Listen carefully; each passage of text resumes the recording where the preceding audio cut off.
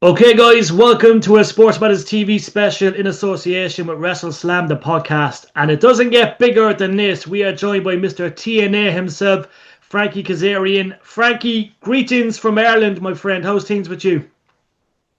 I'm doing great here, man. I hope everything over in Ireland is okay. I haven't been there in a while, and I very much am a fan of Ireland, so I look forward to getting back there soon, hopefully next year. Yeah, we need to get you back. Speaking of TNA and European tours, surely that's something that you can push. We need more European tours. We need Ireland and UK on that calendar. But look, you could push to make that happen. Yeah, whatever stroke I have, trust me, I would definitely like to make that happen. I mean, dating back to the mid 2000s, we've had such a huge, passionate, and strong following in all of Europe, to be honest, but specifically, Great Britain and in Ireland and Glasgow and all these places. And every time we've gone over there, the crowds have been incredible. We're selling out buildings and very, very loyal TNA fan base. So, especially now with how much we've grown in the last several years, I think it's the perfect time for us to get back over there and do an extended tour. Most definitely. Now, Frankie, as always, you're super busy, super active. Age is only a number.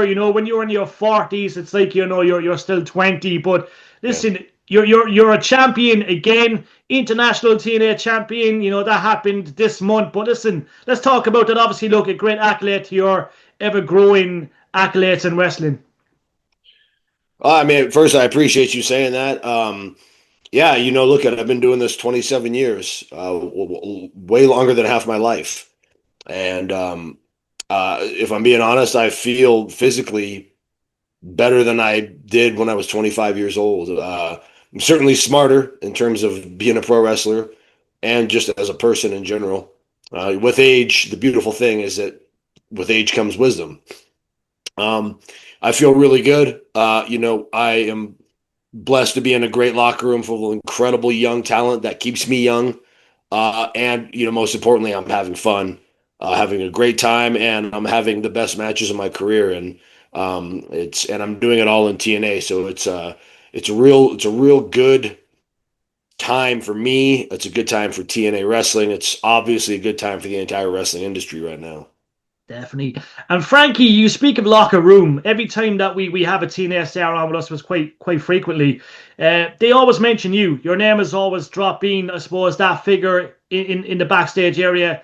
They can, get advice from, there's guidance there. Like you've seen a lot over these last number of years, but you've seen TNA grow from strength to strength. What does that mean to you, knowing that I suppose the younger guys coming through do look up to you?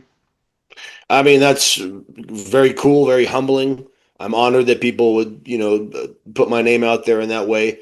But that's what this business was built on. The same way that guys like Jeff Jarrett and Raven and Kurt Angle and Christian Cage and the Dudleys and Kevin Nash and all these guys were mentors to me and kind of smarten me up about how professional wrestling works and how the business works.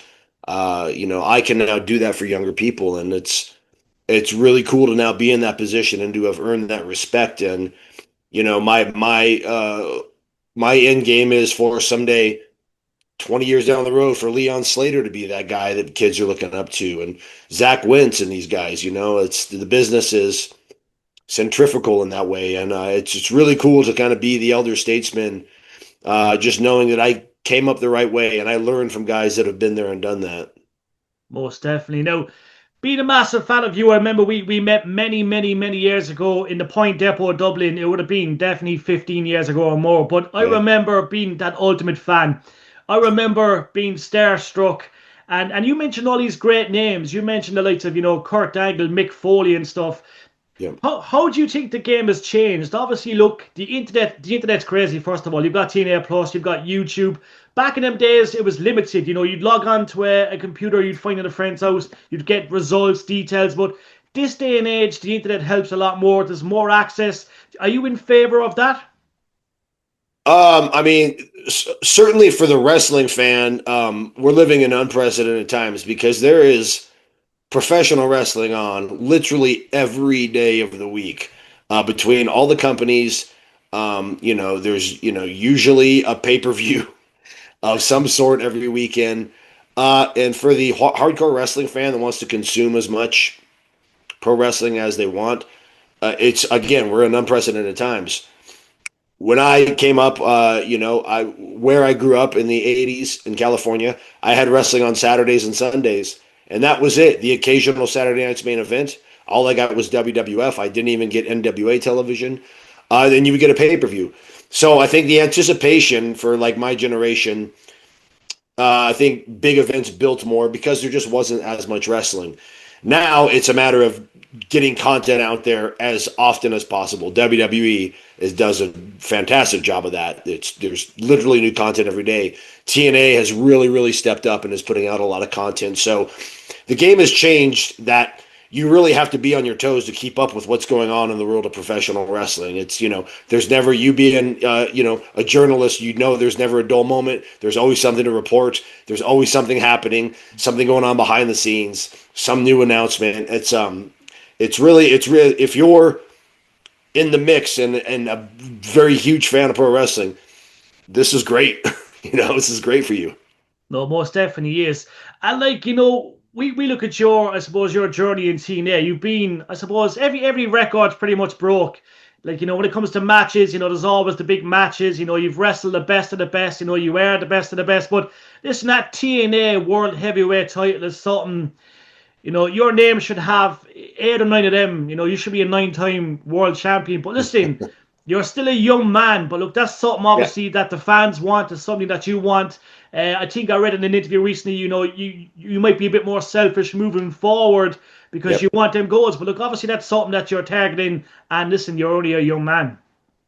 I appreciate the young man comment first and foremost. But yeah, look, I said, when I returned to TNA in January of 2023, I said, I'm here to become TNA World Champion. That's the one title that has eluded me.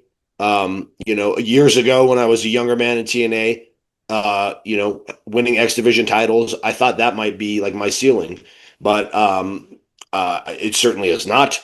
I know I'm worthy to hold that world title. I know I'm going to hold that world title, and that is specifically why I came back. And yes, I did say, I'm thrilled to be here in TNA. I'm thrilled at the success, but I'm being very selfish and very, very open in my goal for adding that TNA world title to this wall, and I just refuse to stop until I do. Definitely. It is frustrating for the fans because, as you probably know online, look, you have Twitter, you have Instagram, but the fans, it eludes the fans that this has not happened yet. If you'd ask a wrestling fan, who'd say Frankie's been the world champion, they'd say, oh yeah, loads of times, but I suppose, you know what I mean? It's one of them things, you know what I mean? But it's definitely going to happen, and I'm sure sooner rather than later, Frankie. I can say this, yeah. I mean, I have heard a lot of people say that, like you should have been, it's a crime, it's a tragedy, and that's if people truly think that, that's again, I'm humbled that they think that, and very flattered. That's very cool. What I will say though to people is, dreams do not have an expiration date. And that's not just for me as a pro wrestler who has a dream of becoming TNA World Champion. That's for anybody out there. Anybody that thinks they're too old to do something or time is passing by. There's no an expiration date on dreams. As long as you continue to work, you can achieve your dream. And that's what I'm living proof of that. Most definitely. Now, we're going to talk, obviously, Bound for Glory. It's one of the biggest pay-per-views in all of World Wrestling.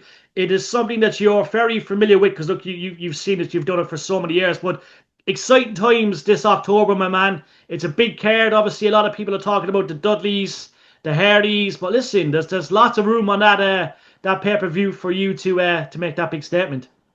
Yeah, I mean, look, and I'm certainly going into Bound for Glory as the international champion this year. So definitely a target on my back.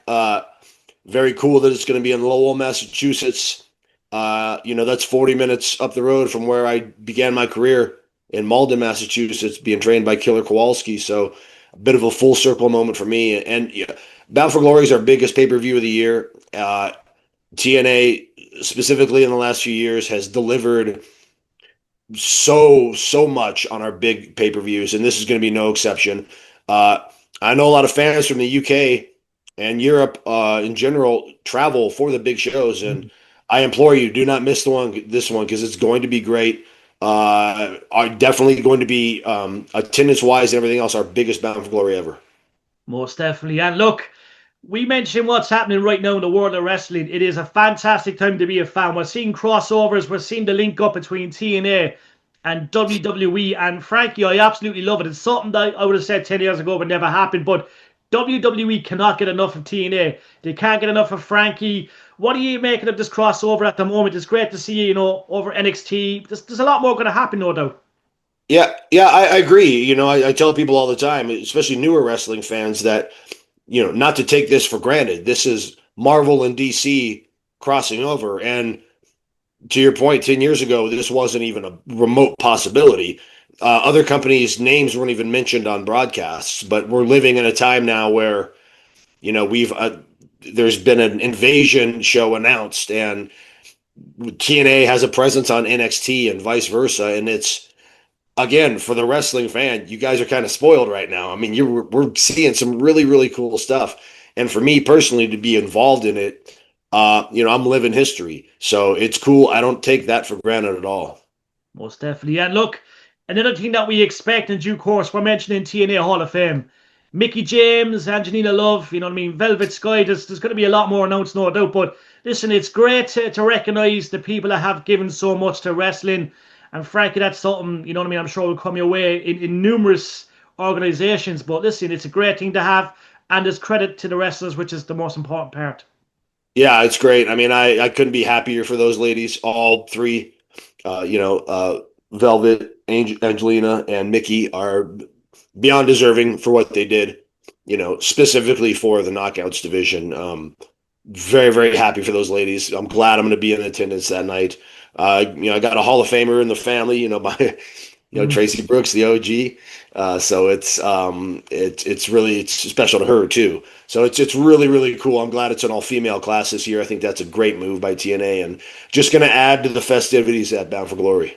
Definitely. No, if you were to, put you on the spot, if there was someone you'd like to see go in the Hall of Fame, Frankie, there's going to be loads, but if there's someone in your mind right now, who would you put into the Hall of Fame maybe next year? Like anyone in particular you think deserves a nod? Christopher Daniels is the first name that comes to my mind. I mean, that dude, you should be in all wrestling Hall of Fames. My personal bias aside, the guy's one of the greatest wrestlers ever and one of my best friends. Another guy that I actually suggested years and years ago was Jerry Lynn. I think Jerry Lynn, if there's a Hall of Fame out there, Jerry Lynn should be in it, just for what he did for this business, and especially for the undersized wrestler and for what he did for TNA. But yeah, those two dudes, specifically Chris Daniels, that would be great. No, I agree completely. And look, for all the fans here in Europe, obviously, look, we're blessed to have TNA Plus. We can look back at all your own matches, much more. It's paradise for a grown man, for teenagers today. But listen, obviously, it's a big thing, and people should watch it, shouldn't they? They should get it. The app is really, really good. I mean, even me being, a caveman when it comes to these phones and barely, knowing how to operate most apps, I do have that app. I do watch it often, whether it be studying opponents or just going back and looking at classic matches. It's easy. If I can do it, anybody can. And it's actually from, talking to more people that are more familiar with it than I am. They say, almost across the board, it's like the best wrestling app out there. So if you don't have it, check it out. You can watch all of our past shows, all of our live events. It's definitely a good get for the wrestling fan that wants to keep up with TNA. Definitely. Now, I've got a couple of quick fan questions. We've got about 2 minutes left. So Aaron wants to know, Frankie, he said he can never vision you not being a wrestler, but if you weren't a wrestler, what would you be doing in life today? Oh man, I'd be playing bass guitar in either an original band or a cover band, and I don't know if that'd be paying the bills though. It's to make it as a musician is pretty damn difficult these days. Was kind of, I went into this with no fallback plan. I very much like the arts. I very much like music. So maybe something involving that. I've been a wrestler for so long, it's hard to go back and put myself as like a regular, normal civilian. So it's a great question though. But hopefully, ideally something with music. I like that. Matty wants to know, will you ever bring out a book? He goes, look, you're a great storyteller. You've got a great story. A book is something that we'd like to see.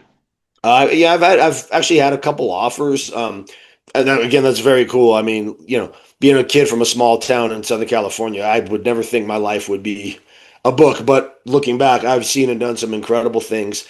For me, that's something that personally would be cool once this part of my life is completely behind me, at least the in-ring part of it, and I got a lot left in the tank in terms of the in-ring. So down the road, perhaps sharing my story via book would be a cool idea, but many, many years down the road.